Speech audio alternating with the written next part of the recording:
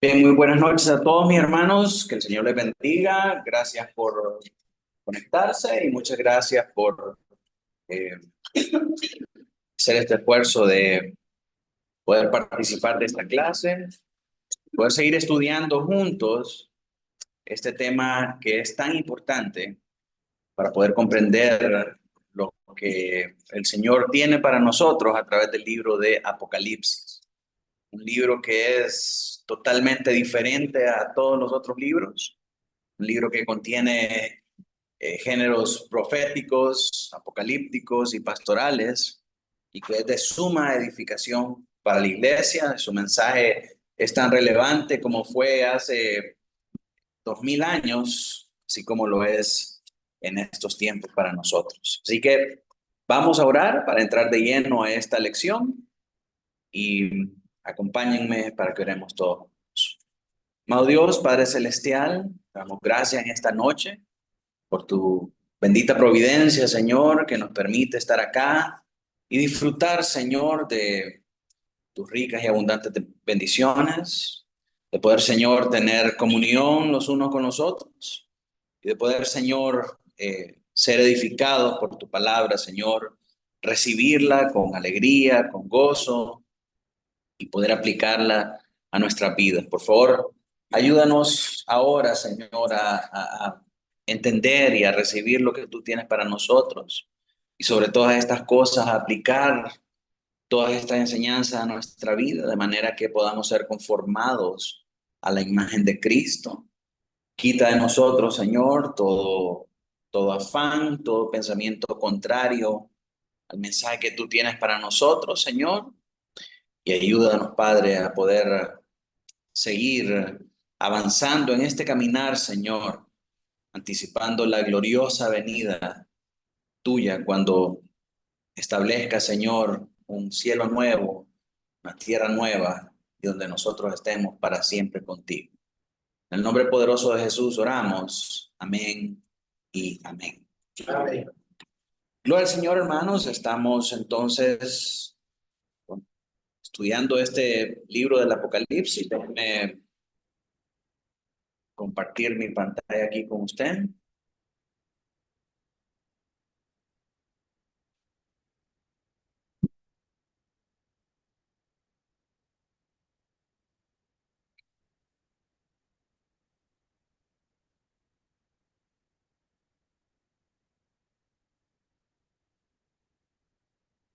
Hoy sí.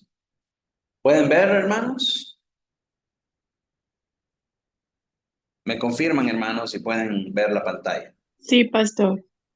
Ok.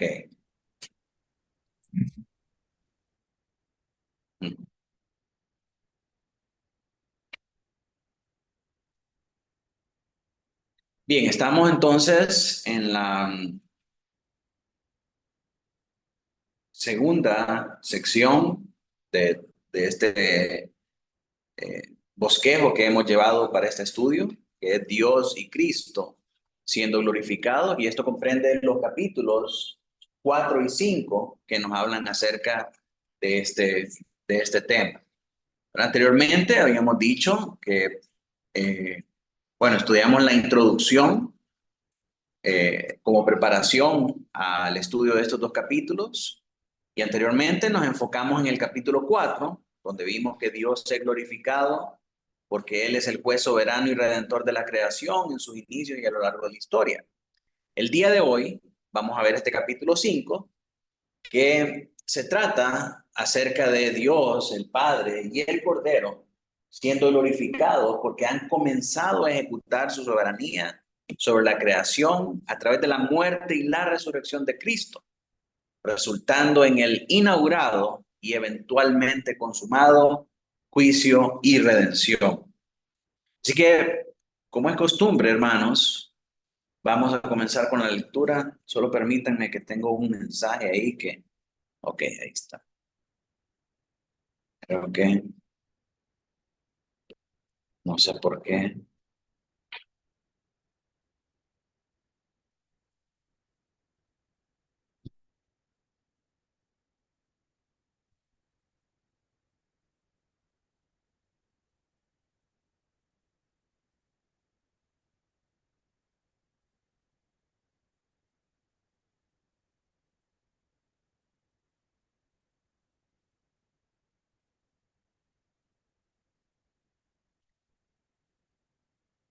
Hoy sí. Vamos a comenzar con la lectura de Apocalipsis 5 del 1 al 7. Eh, no sé, hermana Ania, ¿puede leer usted ahí? Sí. Ayúdenos a leer, pues. Apocalipsis 5, 1 al 7 dice: Y vi en la mano derecha del que estaba sentado en el trono un libro escrito por dentro y por fuera, sellado con 7 sellos. Y vi un ángel fuerte que preguntaba a gran voz: ¿Quién es digno de abrir el libro y desatar sus sellos? Y ninguno, ni en el cielo, ni en la tierra, ni debajo de la tierra, podía abrir el libro, ni aún mirarlo. Y lloraba yo mucho, porque no se había hallado a ninguno digno de abrir el libro, ni de leerlo, ni de mirarlo. Y uno de los ancianos me dijo: No llores. He aquí que el león de la tribu de Judá, la raíz de David, ha vencido para abrir el libro y desatar sus 7 sellos. Y miré, y vi que en medio del trono y de los 4 seres vivientes y en medio de los ancianos estaba en pie un cordero como inmolado, que tenía 7 cuernos y 7 ojos, los cuales son los 7 espíritus de Dios enviados por toda la tierra. Y vino y tomó el libro de la mano derecha del que estaba sentado en el trono. Nicole.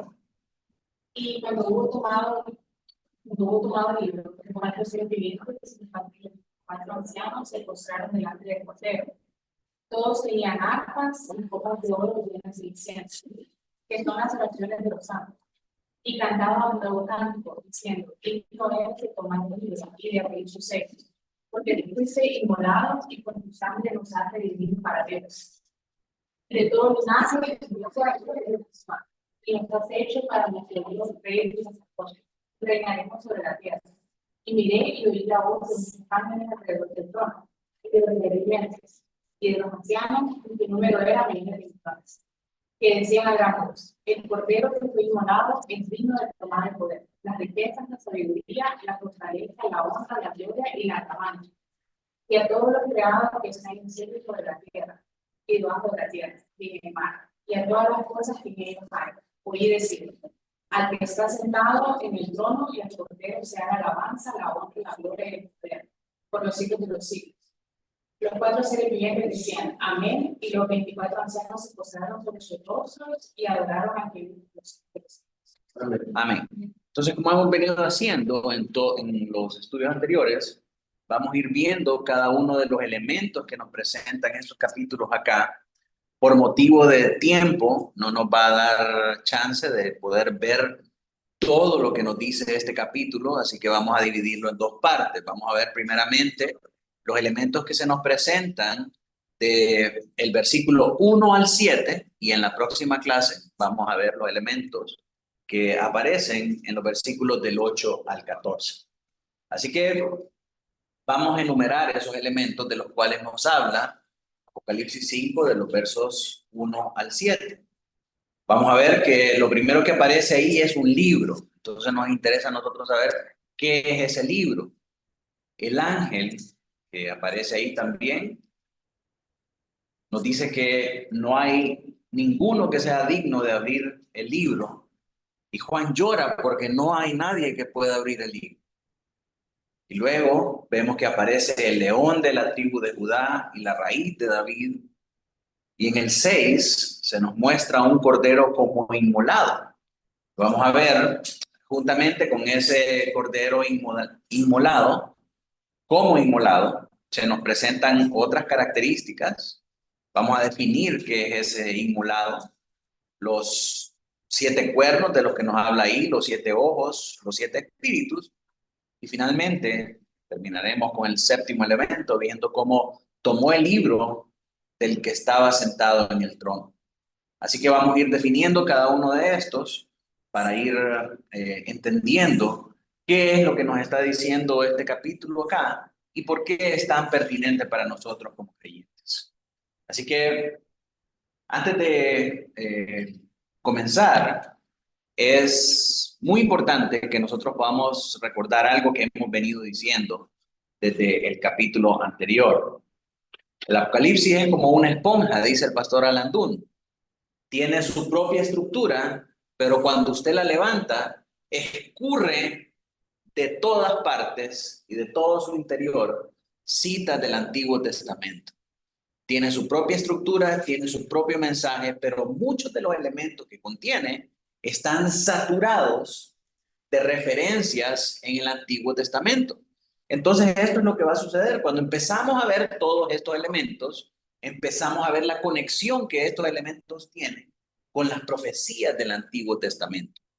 Entonces, eso nos da una perspectiva mucho más clara de Apocalipsis, porque todo lo que se contiene en Apocalipsis debe verse bajo la lupa del Antiguo Testamento y no bajo la lupa de los elementos modernos. Y ahí es donde fallan muchos cristianos el día de hoy, querer interpretar Apocalipsis a la luz de eventos modernos, a la luz de elementos modernos, a la luz de prácticas, interpretaciones místicas que en aquel momento, en aquel tiempo en el que Juan recibió estas visiones y que las iglesias recibieron estas cartas, hubiera sido impensable siquiera relacionar esas visiones que Juan estaba teniendo y esas profecías que Juan estaba recibiendo con las cosas que nosotros ahora queremos que esas profecías signifiquen. Así que para poder tener un entendimiento claro de qué es lo que nos está diciendo Juan, tenemos que conectar estas profecías, estas visiones y todo este contenido de este libro con sus referencias apropiadas en el Antiguo Testamento. Y para eso estamos acá. Vamos a ver primeramente qué es ese libro. Apocalipsis 5:1 nos dice, y vi en la mano derecha del que estaba sentado en el trono un libro escrito por dentro y por fuera, sellado con 7 sellos. Al igual que el libro de la vida que vimos en capítulos anteriores, este libro también es simbólico. No podemos interpretar que es un libro literal. Representa, y como vamos a ver más adelante, los juicios de Dios que están por venir sobre la tierra. Y proviene de las visiones del Antiguo Testamento, donde los profetas también ven este mismo libro abierto en la corte celestial y cuando lo miran está emitiendo juicios sobre el pueblo de Israel. Este libro después es cerrado y sellado hasta el tiempo final. Esa fue la profecía que recibieron los profetas en el Antiguo Testamento. Cuando vieron este libro abierto en la corte celestial, este libro emitía juicios para el pueblo de Dios. Hablaba de los juicios que iban a venir de parte de Jehová para el pueblo de Dios. Posteriormente, este libro es cerrado y es sellado hasta que sea abierto en el tiempo final. Por lo que hemos estudiado, Juan entiende que este tiempo final o estos últimos días han sido inaugurados por la resurrección de Cristo. Cuando leímos el capítulo 1, versículo 19, nos dimos cuenta de esto. Y estos tiempos finales se consumarán en su totalidad durante la segunda venida del Señor Jesucristo. Así que desde que el Señor Jesucristo resucitó, nosotros comenzamos a vivir estos últimos días. ¿Cuándo se van a acabar esos últimos días? Cuando el Señor Jesucristo venga en su segunda venida. Entonces, estas profecías que en el Antiguo Testamento estaban selladas en este libro, comienzan a abrirse en esta época, en estos últimos días, gracias a que Cristo resucitó y ahora nos ofrece esa revelación. Así que debemos esperar que en esta era de la iglesia, ese libro sea abierto para declararle al pueblo lo que ha de acontecer. Y eso nos dice Apocalipsis 1:19. Juan entiende que el Señor está por revelar lo que es, lo que era y lo que ha de venir. Entonces, estas profecías que estaban selladas para el pueblo del Antiguo Testamento, ahora son abiertas para nosotros, gracias a que Cristo ha vencido, está sentado a la diestra del Padre y Él reina soberanamente sobre toda su creación. Pero ¿quién lo va a abrir? Esa es la pregunta que se trata en este capítulo. ¿Quién va a abrir ese libro? ¿Quién va a abrir esos sellos? Y esa pregunta se responderá en los versículos siguientes que vamos a leer de Apocalipsis 5. Algunos textos de prueba de lo que estamos diciendo. Por ejemplo, vemos en Ezequiel 2, del 9 al 10, que nos habla acerca de ese libro. Hermano Noé, si quiere leer ahí. Y miré, y he aquí una mano extendida hacia mí, y en ella había un rollo de libro, y lo extendió delante de mí, y estaba escrito por delante y por detrás, y había escritas en él endechas y lamentaciones y ayes. Ok, entonces miremos cómo se parece eso a lo que dice Apocalipsis 5. Y vi en la mano derecha del que estaba sentado en el trono un libro escrito por dentro y por fuera y sellado con 7 sellos. ¿Verdad? Es el mismo libro que vemos ahí en Ezequiel. Luego vemos en Daniel. ¿Qué dice Daniel? Lucas. Pero tú, Daniel, cierra las palabras y sella el libro hasta el tiempo del fin. Muchos correrán de aquí para allá y la ciencia se aumentará. O sea, Daniel mira el libro también, pero el libro ahora está sellado y está guardado para el tiempo del fin. En el verso 9, van a ir si quiere leer por ahí. Hermana Laura. Él respondió, anda, Daniel, pues estas palabras están cerradas y selladas hasta el tiempo del fin. Bien, está cerrado el libro y sellado hasta el tiempo del fin. Isaías 29:11. Amén. Y os será toda visión como palabras de libro sellado, el cual si dieren al que sabe leer y le dijeren, lee ahora esto, él dirá, no puedo porque está sellado. Entonces el Antiguo Testamento culmina con la profecía acerca de los juicios que habrían de venir, con que ese libro que habla de esas cosas está sellado para los tiempos del fin, para el tiempo final. Así que llegamos a Apocalipsis y Juan nos dice que el Señor le dice, aquí yo te voy a revelar las cosas que son, que han sido y que serán. Así que esta profecía ahora es revelada para nosotros. Esta profecía que recibieron en el Antiguo Testamento es revelada ahora para nosotros en el Señor Jesucristo. Así que el propósito de la visión de Juan en estos capítulos 4 y 5 es hacernos saber que aquello que estaba sellado para los profetas en el Antiguo Testamento ahora será revelado en este tiempo del fin. Entonces comenzamos viendo este mensaje con un ángel. Dice Apocalipsis 5:2, vi a un ángel fuerte que pregonaba a gran voz, ¿quién es digno de abrir el libro y desatar sus sellos? Ok, las profecías que quedaron selladas en el Antiguo Testamento van a ser abiertas para nosotros en este tiempo de fin. Pero ¿quién va a abrir ese libro? ¿Quién es digno? ¿Quién va a abrir esos sellos? Esa es la pregunta que hace este ángel acá. La representación de este ángel interrogador contiene ecos del ángel portavoz que nosotros vemos en la visión y en la profecía de Daniel. Entonces comenzamos a ver todas esas referencias y todas esas conexiones con el Antiguo Testamento. Mire lo que dice en Daniel 4:23. Mano Yair, si me quiere ayudar a leer ahí.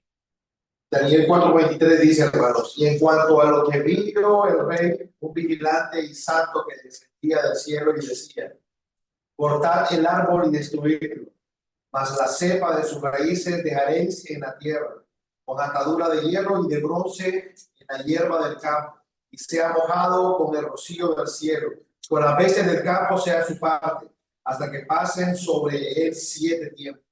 Muy bien. Este ángel de Daniel también bajó y proclamó en voz alta juicio seguido de restauración para el rey Nabucodonosor. Mientras que el ángel del Apocalipsis es un portavoz de un consejo celestial que proclama un grado divino de juicio y redención con respecto al cosmos. Entonces, hay una relación muy estrecha entre este ángel que nosotros vemos en Daniel, que baja y decreta juicio y restauración para Nabucodonosor, y el ángel proclamador que vemos nosotros en Apocalipsis 5:2, que también cumple con la misma función. La implicación de estas dos proclamaciones que hacen estos dos ángeles en sus contextos es que ningún ser creado, excepto Dios mismo, posee el valor y la autoridad para ser soberano sobre la historia y para ejecutar su plan cósmico. Solo Dios es digno, solo Dios puede abrir las cosas, solo Dios puede revelar las cosas que han de acontecer. Y el ángel responde en el versículo 3 Ninguno, ni en el cielo, ni en la tierra, ni debajo de la tierra, podría abrir el libro, perdón, Juan responde, ninguno, ni en el cielo, ni en la tierra, ni debajo de la tierra, podía abrir el libro, ni aún mirarlo. El ángel preguntó, ¿quién es digno? No había nadie. Hubo un silencio sepulcral. La pregunta que hace el ángel en el verso 2 sigue rodando sin respuesta en este escenario celestial. Luego, la pregunta es respondida por el ángel. Ni un solo es digno, ni en el cielo, ni en la tierra, ni debajo de la tierra. Porque todos somos pecadores y estamos bajo juicio de Dios. No hay ningún ser creado, ninguna criatura que sea capaz de abrir el libro y de romper los sellos. Entonces, Juan se lamenta de esta situación. El verso 4 nos dice, y lloraba yo mucho, porque no se había hallado a ninguno digno de abrir el libro, ni de leerlo, ni de mirarlo. O sea, imagínense la frustración que ha de haber sentido Juan.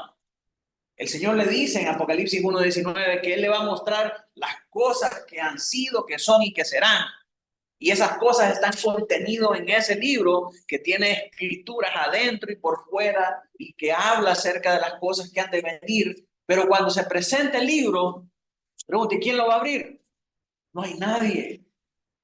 Y entonces ahora, ¿cómo nos vamos a dar cuenta de todo lo maravilloso que dice este libro y de su mensaje para nosotros como creyentes? ¿Quién lo puede abrir? Alguien que lo abra.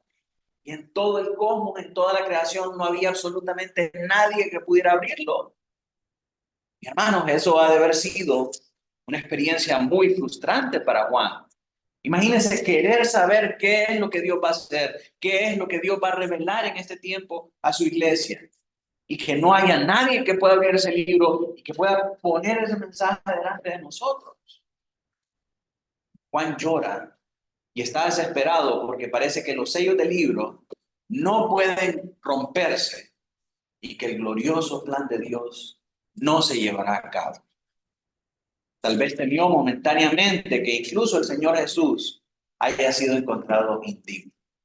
Quizás pasó por la mente de Juan ese pensamiento. Los desaciertos de Juan en el Apocalipsis. Juan se equivoca varias veces en el Apocalipsis. Vemos, ¿verdad? Que se le aparece un ángel y se postra delante de él y el ángel le dice, no, levántate. No te inclines ante mí si somos consiervos. Y así mismo está pasando también aquí por un desacierto, ¿verdad? Llorando, pensando que ya no se va a poder abrir el libro y que no se va a llevar a cabo el plan de Dios. Los desaciertos de Juan aquí en Apocalipsis y su integridad al registrar estas cosas, porque imagínense, ¿verdad? Saber que se equivocó en estas manifestaciones y que su juicio estaba nublado, pero aún así tener la sinceridad y la integridad para poder registrar estas cosas que hablan de su propia debilidad y de sus propios shortcomings, ¿cómo se dice? De sus propias fallas al final, limitaciones, muestra la integridad que tuvo Juan al registrar estas cosas y dan un fiel testimonio de su frágil humanidad. Y aún ellos como apóstoles eran tan humanos como cualquiera de nosotros. Ninguno de nosotros es mejor que Juan. ¿Cómo hubiéramos reaccionado nosotros ante eso? ¿Cómo hubiéramos nosotros reaccionado ante las cosas tan maravillosas que Juan vio?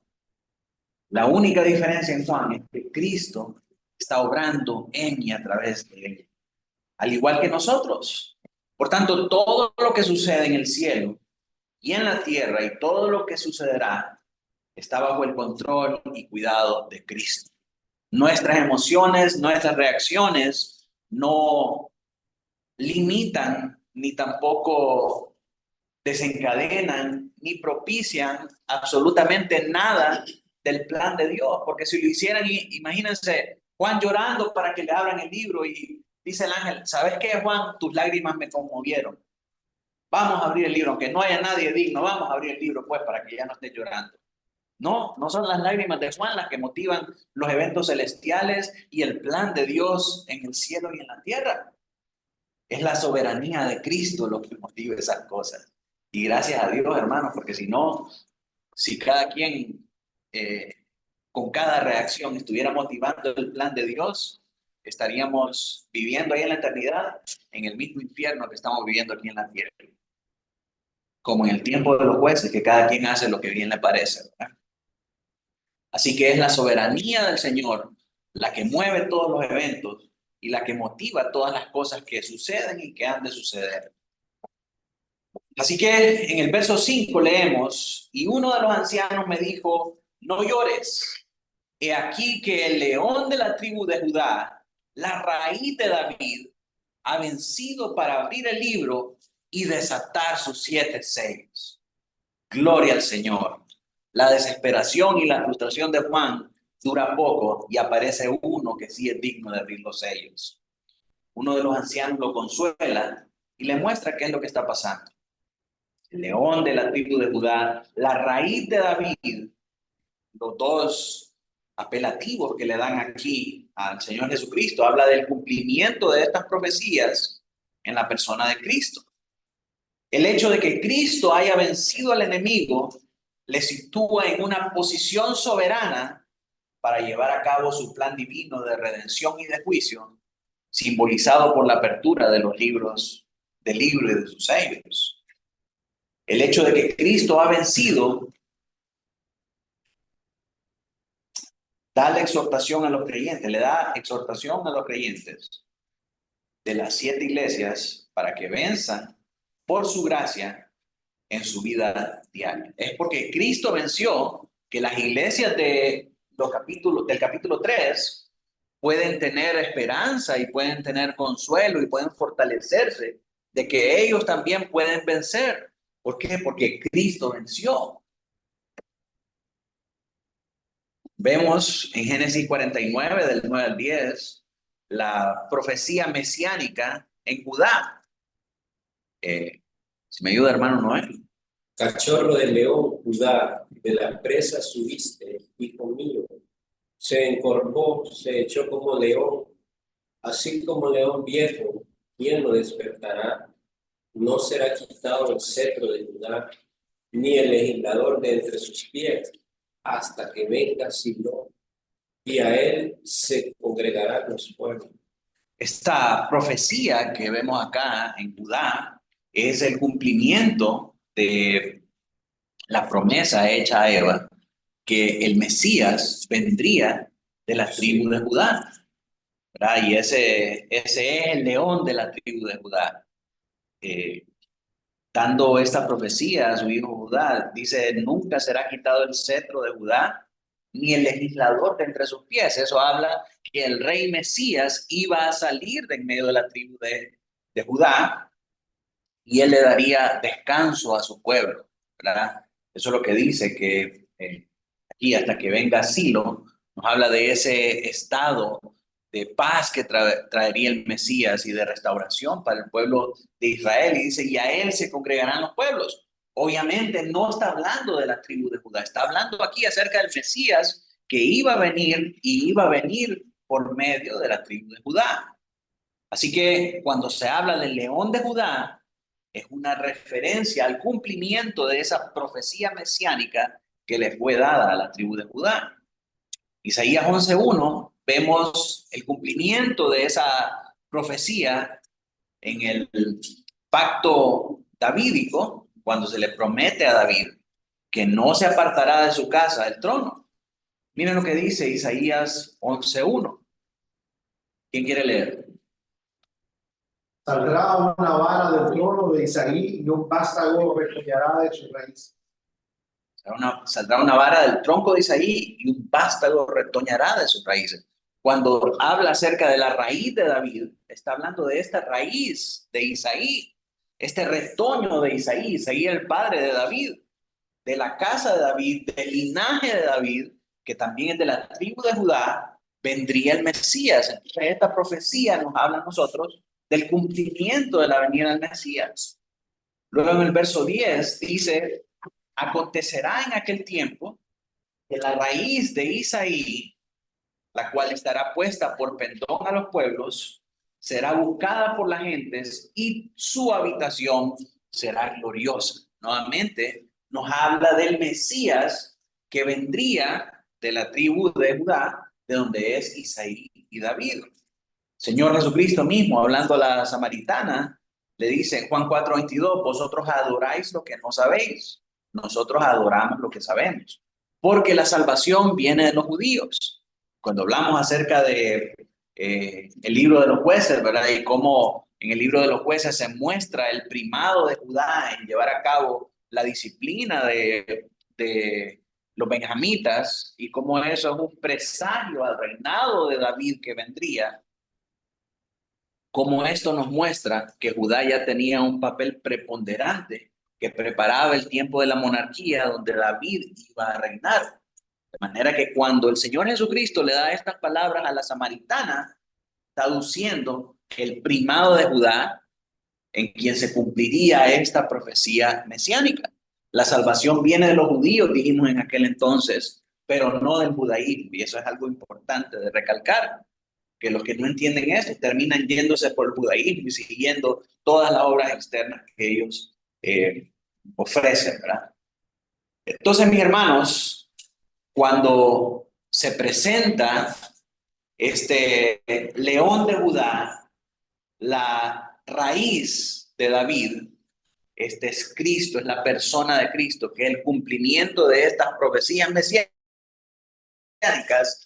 y él es la respuesta a la pregunta que nos hemos estado haciendo durante todo el capítulo. ¿Quién es digno de abrir el libro y de romper los sellos? El león de Judá, la raíz de David. ¿Quién es Cristo? ¿Quién es el cumplimiento de estas profecías mesiánicas que nosotros encontramos en el Antiguo Testamento?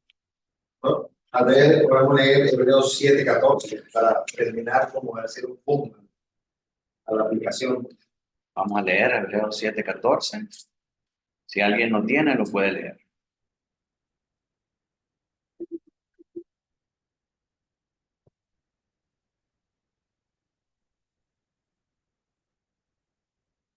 Que manifiesto es que nuestro Señor vino de la tribu de Judá, de la cual nada habló Moisés tocante al sacerdocio. Amén. Amén. Nuestro Señor vino de la tribu de Judá. Y eso era una profecía que estaba ahí manifiesta en el Antiguo Testamento y tiene cumplimiento en la persona de Cristo. Como vimos acá, déjenme compartir nuevamente la pantalla.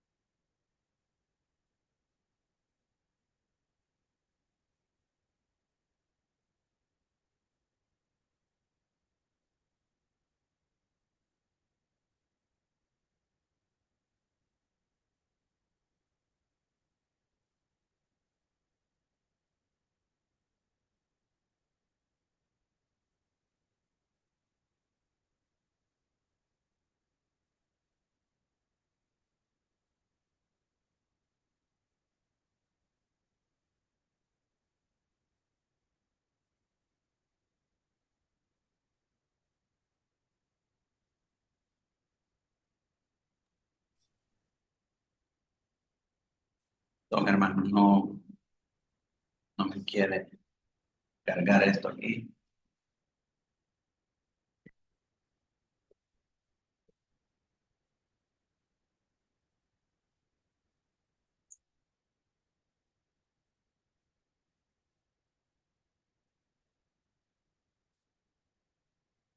Bien, ¿pueden ver, mis hermanos?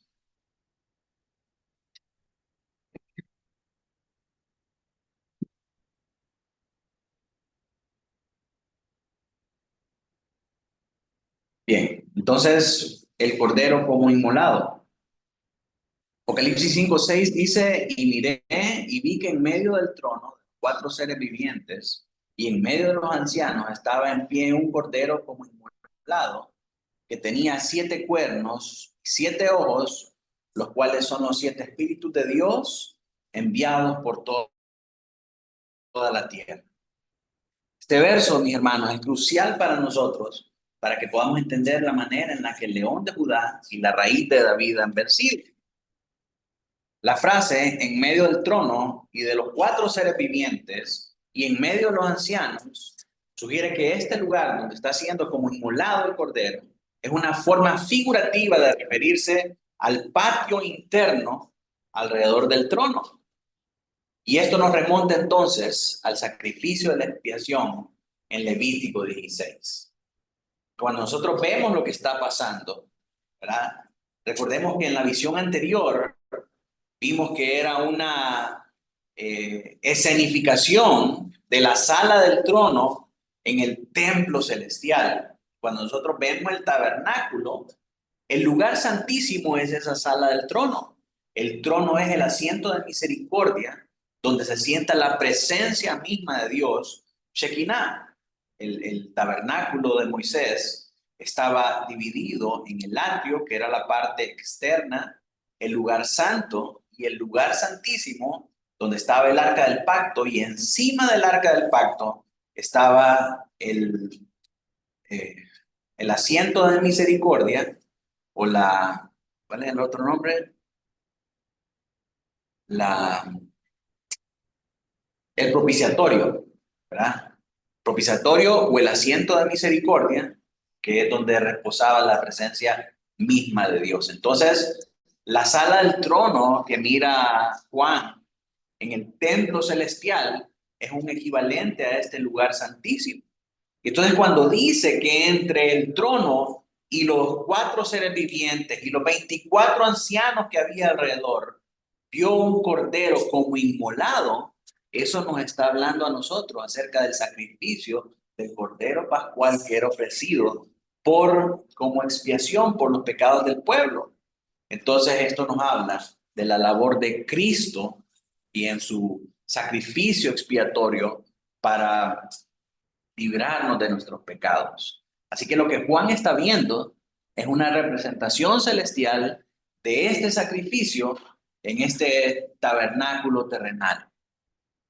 Lo que estaba pasando en el tabernáculo, Juan lo está viendo en un nivel cósmico, que eso es lo que le da al Cordero el poder para vencer sobre todas las cosas. ¿Por qué puede el Cordero vencer sobre todas las cosas? Porque Él murió y resucitó. ¿Por qué es digno el Cordero de abrir el libro y de abrir los sellos? Porque Él murió y resucitó. Y más adelante vamos a ver en el canto de los seres vivientes que ellos dicen precisamente eso. Digno es el Cordero que fue inmolado, ¿verdad? Por cuanto fue inmolado, entonces el Cordero es vencedor. El Cordero ha vencido y el Cordero es digno de abrir el libro y de romper los sellos. Al hablar de inmolado, esta es una alusión al Cordero de Pascua, como la profecía de Isaías sobre el Cordero que es llevado al matadero. Isaías 53:7, Lucas, si lo puedes leer. Angustiado él y afligido, no abrió su boca. Como cordero fue llevado al matadero, y como oveja delante de sus trasquiladores, enmudeció y no abrió su boca. Amén. Ambas imágenes, tanto la que presenta Isaías como la que mira Juan en este versículo, apuntan al sacrificio de Cristo que logra la redención y la victoria para el pueblo de Dios. En el verso 9 nos dice: y se dispuso con los impíos su sepultura, mas con los ricos fue en su muerte, aunque nunca hizo maldad, ni hubo engaño en su boca. Y esto nos habla de la impecabilidad que tuvo este cordero que fue sacrificado. No se halló en él mancha ni pecado, por tanto fue digno. Y esta impecabilidad también se demuestra en el canto que hablamos. Cuando estos seres cantan el nuevo canto, dicen: digno eres de tomar el libro y de abrir los sellos. ¿Por qué? Porque tú fuiste inmolado. Con tu sangre nos has redimido para Dios de todo linaje, de toda lengua, de todo pueblo y de toda nación. El cordero inmolado representa la imagen de un conquistador que fue herido de muerte al derrotar a su enemigo. Los 7 cuernos, ¿de qué nos hablan estos 7 cuernos? Los 7 cuernos del Cordero significan su poder. Cuando nosotros leemos acerca de un cuerno o cuernos en la Biblia, nosotros relacionamos esa imagen, relacionamos esa palabra con poder. Deuteronomio 33:17. Si me ayuda, hermana Ani. Dice, como el primogénito de su oro es su gloria, sus astas como astas de luz. Con ellas acogerá a los pueblos juntos hasta los fines de la tierra. Ellos son los 10 millares de Efraín y ellos son los millares de Manasés. Entonces vemos, ¿verdad?, que esos cuernos son un símbolo de poder para destruir a los enemigos. En el Salmo 89:17 encontramos algo muy curioso. Dice en la Reina Valera 60, porque tú eres la gloria de su potencia y por tu buena voluntad acrecentarás nuestro poder. Cuando nosotros leemos en la King James ese mismo pasaje, nos dice que por tu favor nuestro cuerno será exaltado. Entonces, cuando hablamos de cuerno en la Biblia, particularmente en el Antiguo Testamento, estamos hablando del poder de Dios para destruir a sus enemigos, como lo está hablando Juan acá. El cuerno entonces es una señal en el Antiguo Testamento de poder. Daniel nos habla acerca del anticristo y nos da una cualidad muy importante. Miren lo que dice Daniel 7:21. Hermano Douglas, si me puede ayudar a leer. Veía yo que este cuerno hacía guerra contra los santos y los vencía. ¿Qué es el cuerno? Poder, ¿verdad? Entonces esto está hablando que al anticristo se le dio el poder para hacer guerra contra los santos y vencerlos. Pero cuando leemos entonces en Apocalipsis que este cordero inmolado tiene 7 cuernos, ¿de qué hablan los cuernos? Bueno, entonces es 7 veces más poderoso que aquel cuerno que se le había dado poder y autoridad para vencer a los creyentes. En la visión de Juan, el cordero minimiza la aparente victoria profetizada de la bestia, mostrando que el verdadero poder pertenece a aquel que fue inmolado.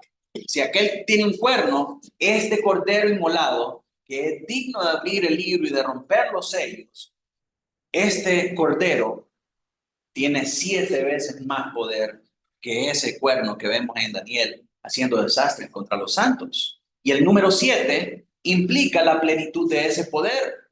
Este cordero inmolado tiene un poder perfecto que sobrepasa por mucho y por todo el poder que tenía este anticristo. Así que es exaltado el poder de Cristo a través de describir su fuerza en estos 7 cuernos. Eso lo podríamos ver también, como digamos, en el martirio de los santos. Incluso hay mártires de la fe hoy en día, y aparentemente ese sistema anticristo los mata, tienen poder sobre ellos, pero el Cordero venció y por lo tanto ellos también vencen aún a través de la puerta. Así es, y el Señor le dice a sus discípulos, ¿verdad?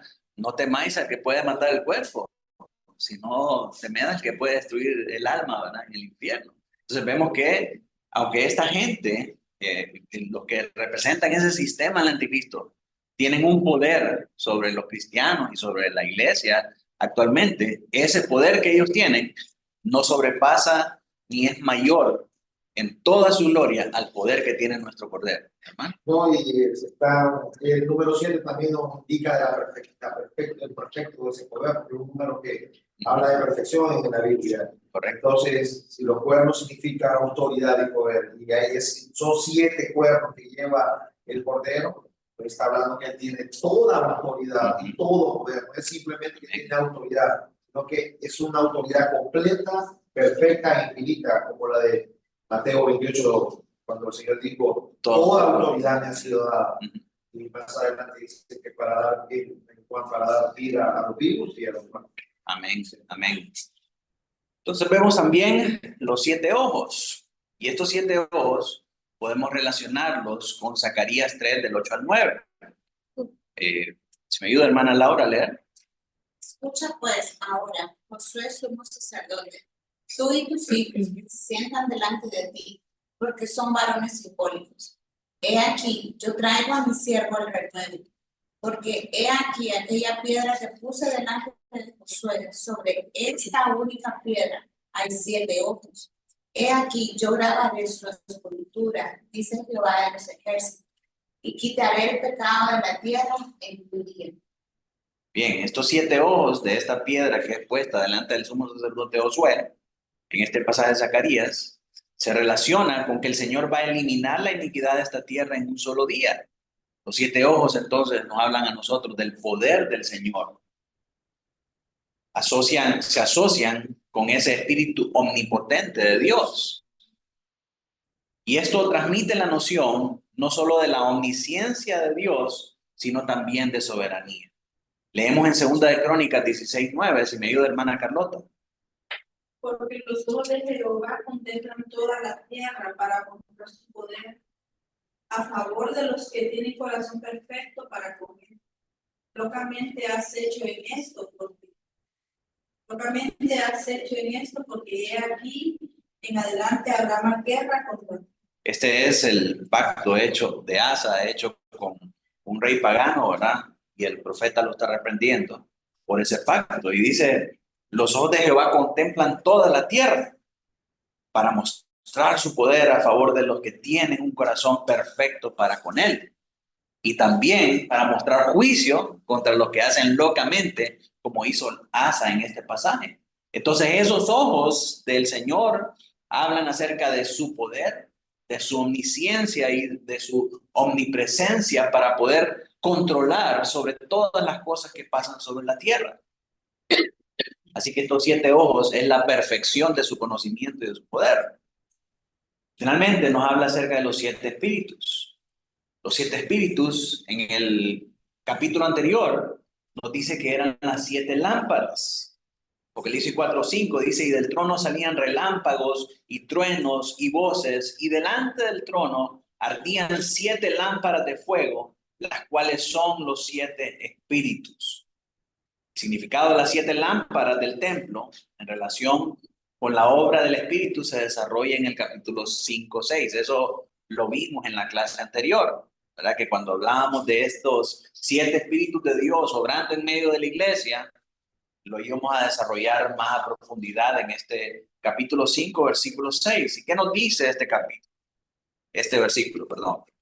Dice, y miré y vi que en medio del trono de los 4 seres vivientes y en medio de los ancianos estaba de pie un cordero con un inmolado que tenía 7 cuernos. Ya vimos los 7 cuernos, ya vimos los 7 ojos, y ahora dice los cuales son los 7 espíritus de Dios enviados por toda la tierra. En este pasaje, los 7 espíritus son una figura retórica que se utiliza para hablar acerca de la plenitud del Espíritu de Dios y que anteriormente los encontramos confinados en ese salón del trono en el templo celestial. Estaban en la presencia de Dios, ahí en su trono, ¿verdad? Lo que implica entonces que estos espíritus son los agentes solo de Dios mientras operan en toda la tierra. Así como vimos en Crónica, ¿verdad? Que los ojos de Dios están en toda la tierra. Estos espíritus, que son una representación del Espíritu Santo, están en todo lugar, en todo momento, y manifiesta el poder y el control de Dios sobre todas las cosas que pasan en la tierra. Pero como resultado de la muerte y la resurrección de Cristo, estos espíritus también se convierten en agentes de Cristo en el mundo. Así que este espíritu perfecto es el espíritu de Cristo, es el Espíritu del Padre, ¿verdad? Es la tercera persona de la Trinidad que tiene omnipotencia, que tiene omnisciencia, que tiene omnipresencia en todo lo que pasa en la tierra, en todo lugar y en toda cosa. El Espíritu lleva a cabo entonces el plan soberano del Señor en toda la historia de la iglesia, tanto en el Antiguo Testamento como en esta era de los últimos días. Finalmente, nos dice que ese cordero inmolado que tiene los 7 cuernos, los 7 ojos, los 7 espíritus, vino y tomó el libro de la mano derecha del que estaba sentado en el trono. Este sí era digno. ¿Y por qué era digno? Porque murió, porque resucitó, porque fue inmolado, porque en él había todas las características de Dios, porque él era Dios, porque él es Dios. Él pudo tomar el rollo de la mano del que estaba sentado en el trono y abrirlo y romper los sellos para declararnos las cosas que podían ser, que iban a ser. Dice el verso 7, y vino y tomó el libro de la mano derecha del que estaba sentado en el trono. Así como el Hijo del Hombre se presentó en Daniel 7, del 13 al 14, y recibió la autoridad para gobernar sobre todas las naciones de la tierra, el Cordero resucitado y ascendido toma su lugar junto al Padre, que ahora le ha sido entregado, como nos va a mostrar más adelante el capítulo 6, los versos del 1 al 8. Daniel 7, del 13 al 14. Me ayuda Nicola a leer. Miraba yo en la visión de la noche, y he aquí con las nubes del cielo venía uno como un hijo de hombre, que vino hasta el anciano de días, y le hicieron acercarse delante de él. Y le fue dado dominio, gloria y reino, para que todos los pueblos, naciones y lenguas le sirvieran. Su dominio es dominio eterno, que nunca pasará, y su reino uno que no será destruido. Así como Juan mira que el Hijo del Hombre, aquel Cordero que fue inmolado, en quien había este espíritu de perfección, es el único digno de abrir el libro y los sellos y de tomarlo de la mano del que está sentado en el trono. Así Daniel también mira a ese Hijo del Hombre que vino hasta el anciano de días y que se acerca delante de él. Y entonces él recibe del anciano el reino para que todos los pueblos, naciones y lenguas le sirvieran. Y su dominio es dominio eterno que nunca pasará. O sea, de la misma manera, como pasa en Daniel, vemos que pasa en Apocalipsis. Entonces, Apocalipsis es una referencia a esta profecía y a lo que vio Daniel también. Pensemos entonces, mis hermanos, en algunas aplicaciones.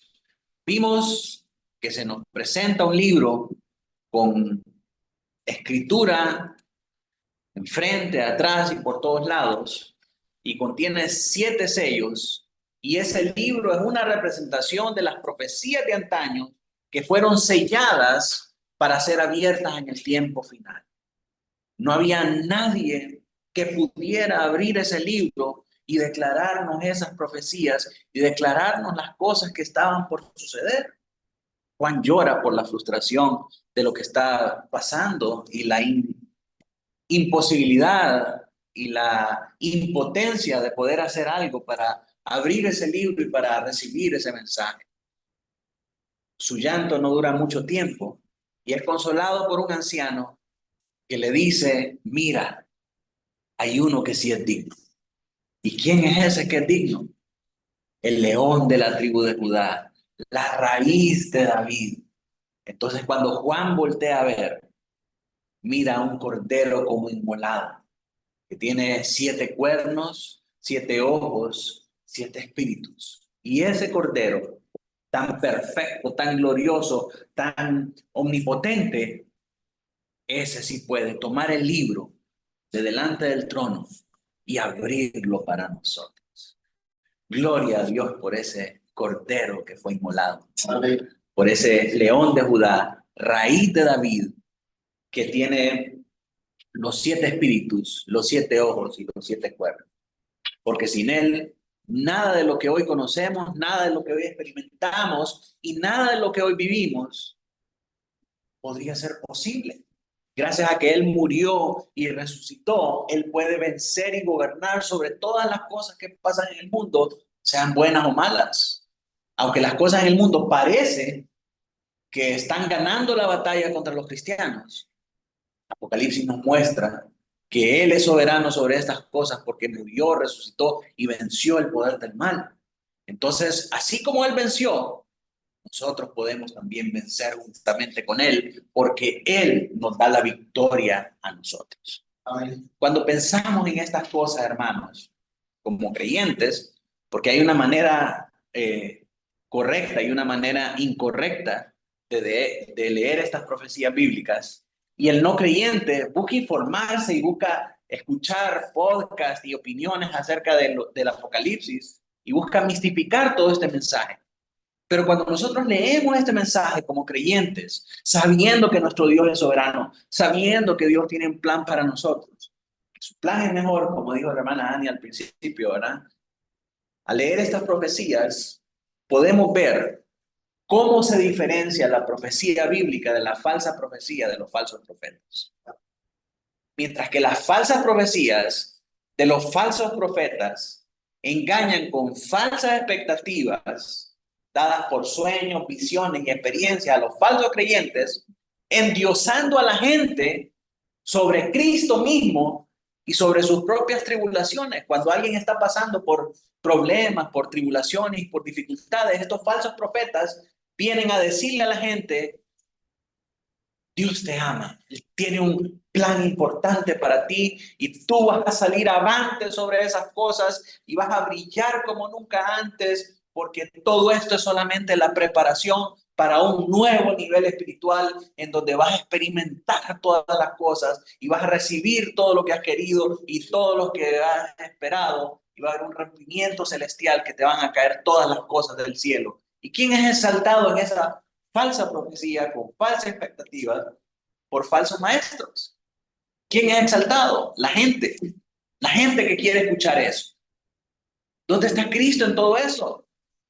En ningún lado. Las profecías bíblicas, por medio de las visiones, las experiencias apostólicas, exaltan a Cristo por encima de las personas, las épocas y las tribulaciones que los creyentes puedan estar pasando. Nos está llevando el río, estamos pasando por terrible dificultad económica, energética, climática y todo lo que podamos experimentar. Son días duros, son días difíciles, pero Cristo está exaltado, ¿sí? Cristo murió, Cristo resucitó, Cristo reina, y todo esto es parte de su plan para nosotros. De esta manera, las profecías bíblicas nos muestran una visión más elevada de Dios al recordarnos que Dios, y no nosotros, ni César, refiriéndonos al gobierno mundano, ni el anticristo, ni la economía, ni los mercados, ni el cambio climático, ni nada de este mundo está en control de lo que sucede, sino el Dios soberano. Ni la agenda LGBTQ, XYZ, ni la agenda pro aborto, nada de eso está en control del mundo, sino que el único Dios soberano. Y la razón por la que Él gobierna es porque Él murió y resucitó, venciendo el poder del pecado y la maldad, de una vez y para siempre, por toda la eternidad.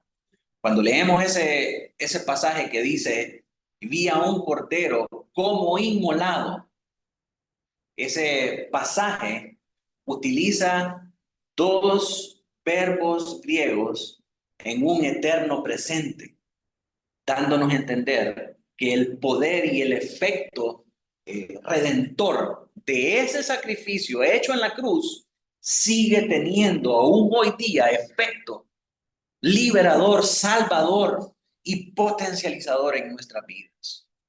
El cordero que fue inmolado, su sangre derramada, sigue teniendo poder aún en este siglo presente, aún en mi vida, y lo va a seguir teniendo por toda la eternidad. Así que Él es digno. Y porque Él venció, Él nos garantiza a nosotros que venceremos y reinaremos para siempre con Él. Amén. En nuestra próxima enseñanza, hermanos, terminaremos viendo elementos que encontramos nosotros de los versos 8 al 14. Por hoy vamos a terminar y vamos a orar al Señor. Voy a pedirle a mi hermano Yair si puede orar por nosotros. Oremos, hermano. Bendito Dios y Padre que estás en los cielos, te damos las gracias por tu bondad de concedernos, Señor, el privilegio de poder reunirnos con tu iglesia para poder estudiar tu palabra.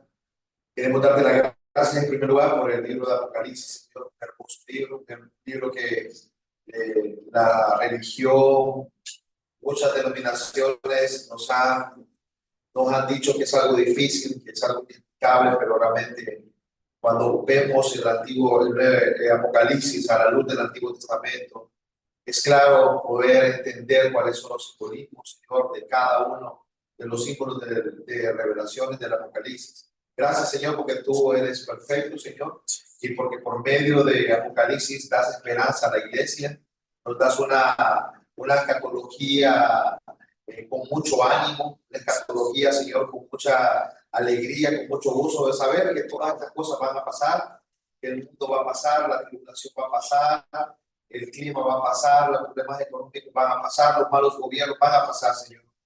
Pero nosotros no estamos esperando nada de esas cosas, Señor, sino que estamos esperando la eternidad contigo. Y sabemos que tú venciste la muerte, venciste el pecado, y esa es nuestra esperanza, que esto va a pasar y que vamos a vivir y triunfar al final contigo, Señor. Vamos a gozar de una eternidad sin sufrimiento, sin tribulación, sin pecado, Señor, en nuestras vidas.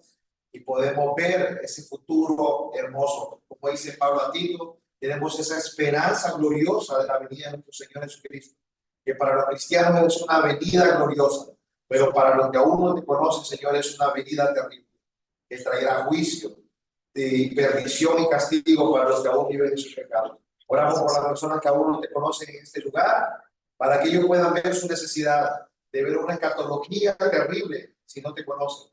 Y para los que entendemos, estamos contigo en Cristo, Señor, ver una escatología, Señor, positiva, gloriosa y llena de esperanza. Amén. Amén.